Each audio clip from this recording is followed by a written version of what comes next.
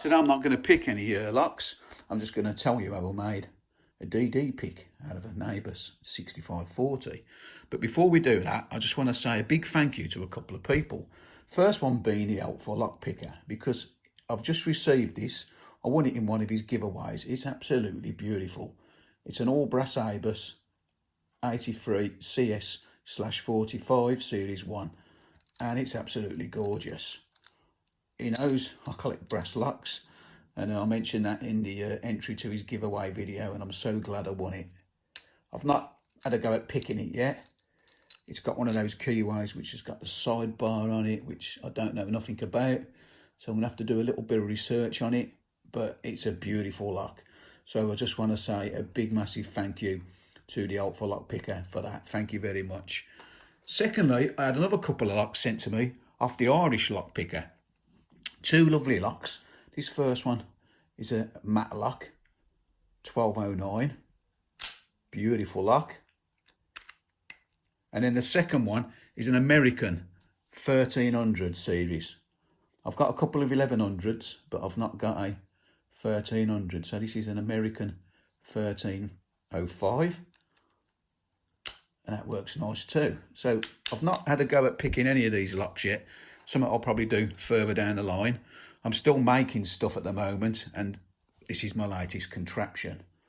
Now this is a little DD pick, and basically it's made out of an Abus 6540 padlock, and the bits of brass what I used was brass from that, if you watched the previous video I did, you'll know I made a tension tool out of a fire companion set. Well, these bits of brass are all out of that fire companion set. I've put some little markings on it just as indicators. I don't think they actually work, to be honest. So I'm going to tell you how I made it. Right, I bought two locks off eBay, both Abus 6540s. This one had a key, which it worked fine, so I didn't want to mess about with that one.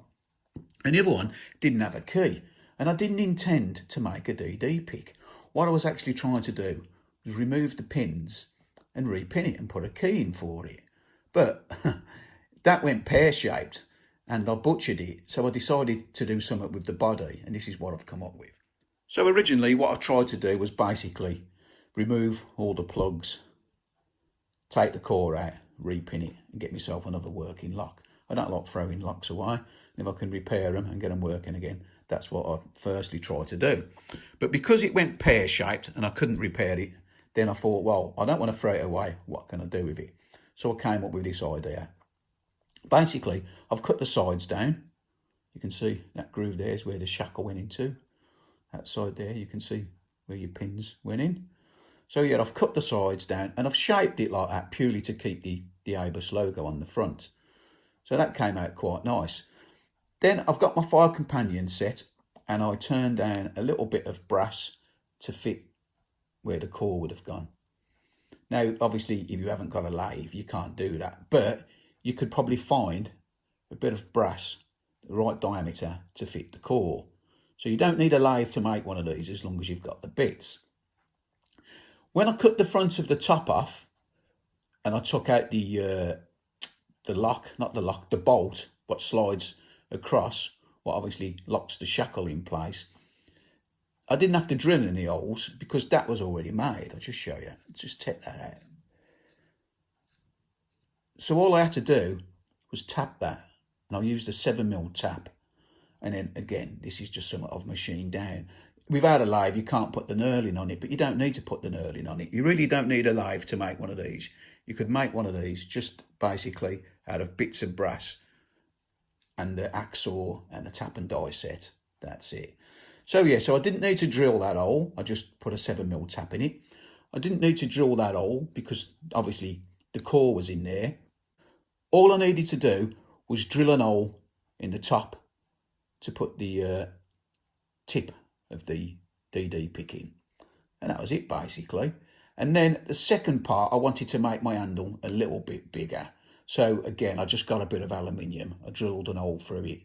I put the aluminium on top of the brass bar. I drilled right the way through it, tapped it out 4mm, put two grub screws in it. So the grub screws go right through into the brass, and then they also pinch the tip up, which I made out of an injector pin. Don't know whether that's the right profile. I'm still messing about with it. But yeah, it looks okay. I'm not going to give this one away. I'm keeping this one in my collection because even if it doesn't pick very well, I think it's a cool little novelty piece to have. I'll put the markings on just as a sort of gimmick, really. Whether that actually line up, I don't know.